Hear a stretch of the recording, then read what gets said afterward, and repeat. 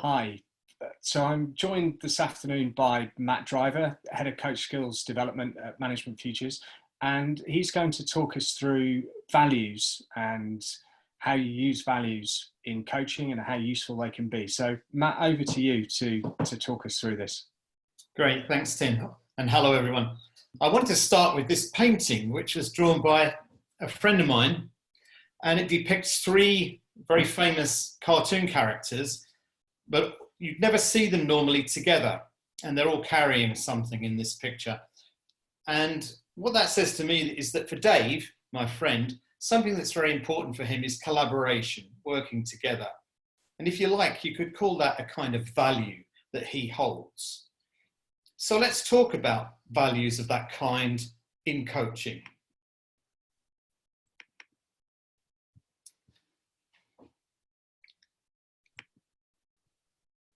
So when is it useful for us to do a bit of focus on values, on the things that are important for our coachees? It could be when the coachee faces a choice, maybe a job choice. Shall I go this way? Shall I go that way? And they can't decide. They've done the rational thinking, but they can't actually decide. It could also be maybe things have gone a bit flat for them and they want to get their mojo back. They might be dissatisfied with their job, for example, and want to find out what's missing. Is there something I can do just to pick things up? The problem with values is if we just ask people, what are your values? Then we tend to get the correct answers. People tell us, I believe in truth, justice, integrity, these kind of very common words, but they don't really tell us what is most important for that person. What we need is something else, a different kind of technique. So a more useful way to get at true values is to build on the notion of flow, which was developed by Mihaly Csikszentmihalyi, a very well-known positive psychologist. And he defined these moments of flow as being moments of optimal experience, which all of us have at certain times. There are times when you're at your best, when there's challenge, but at the same time, a sense of ease, a sense of flow, and you're really in the zone, as people in the sports world would say. So we use these moments, we invite our coachee to think about flow moments that they've experienced for real. We might begin by just outlining the technique, telling them that we're going to do it, but then getting them to think of 2 to 3 specific flow moments from their life, real ones. What we're not doing is asking them to say, I think in general, blah, blah, blah. We're asking them to think about very specific times. They could be short, an hour, they could be very long, like a 3-month stint in a job, but they are real and specific. And then we get them to talk about them one at a time, and we listen. As they speak, you as the coach, write down everything that they say. Now you could write it down on a flip chart, on a pad that you have. You could write it down, you could type it in on the screen as you go if you're working virtually. The key thing here is that you don't interrupt, you don't version anything that they say, you just encourage them to speak. You could ask them questions like, what made this so important for you? Or if I'd been there, what would I have noticed about you? Questions like this, just to keep them going, and you keep writing. After they've given you a couple of examples, maybe one from work, one from outside, you can pause the action and then show them what you've written. Ask them to highlight the important words and phrases in what you've written down. At this point, they might come up with a list of perhaps 12, 15 things. And what you then do is to ask them to shortlist that down to about 5 things, plus or minus 1. So these, when I say things, I mean the phrases or single words that for them stand out as most important. So when we get down to this list of about 5, we've got a list of things which are truly important to this person based on them functioning at their very best. So we'll call them values for the purposes of this exercise. We get this list of values and then we ask them to look at them and apply them directly to the question that they brought to the coaching.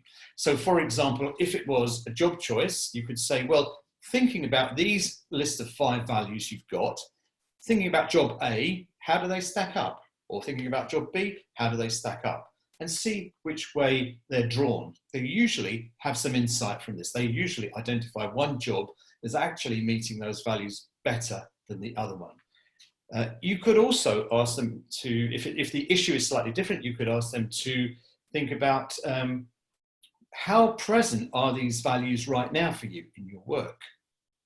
And they might say, well, this one is, no, this one, no, this one, no. And then you could lead the coaching on from there to say, how could you bring those values more into your work, or possibly into your life outside work?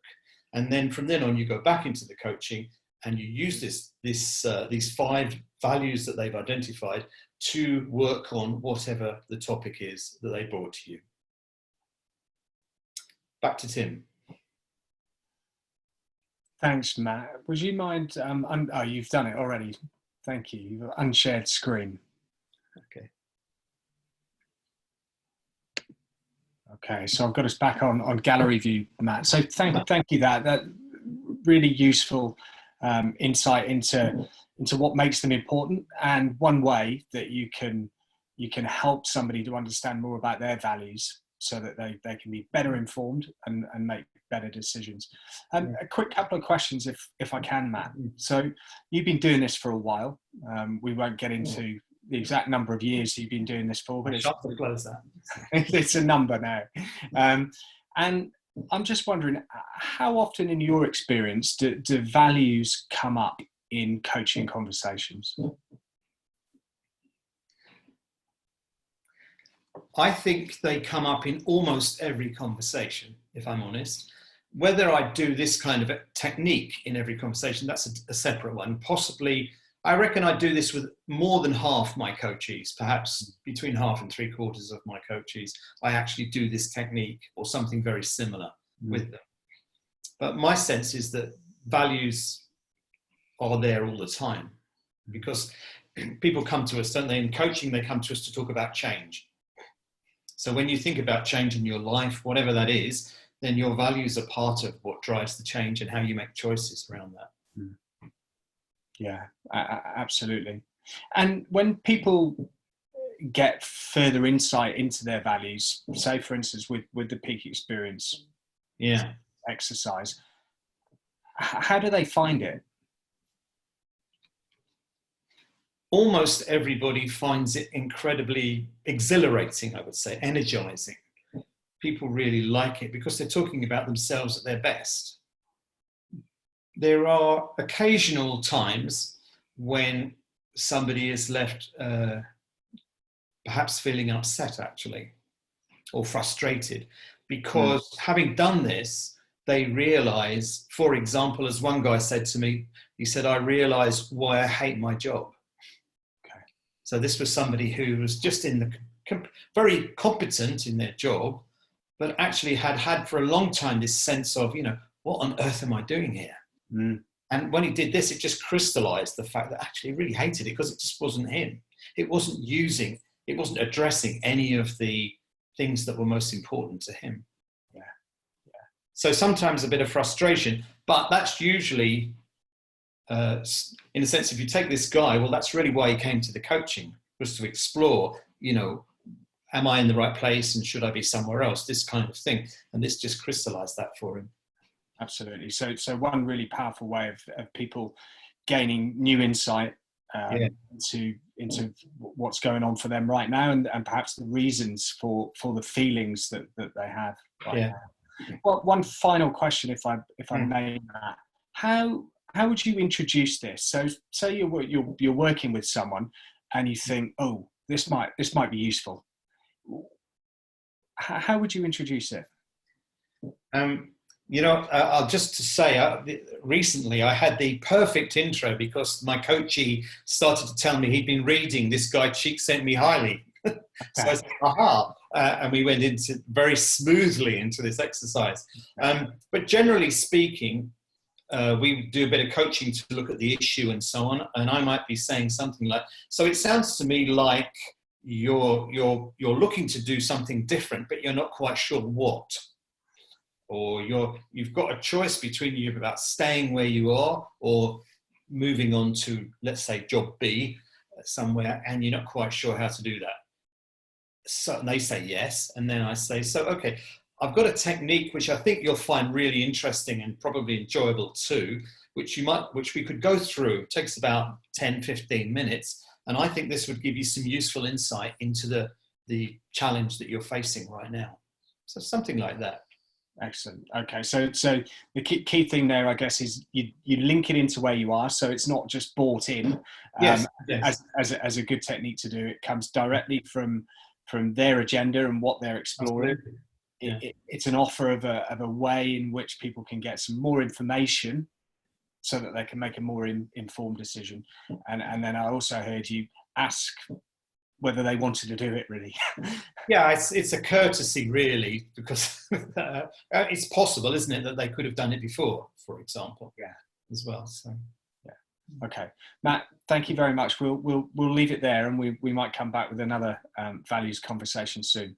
Okay, pleasure. Thank you very much. Bye.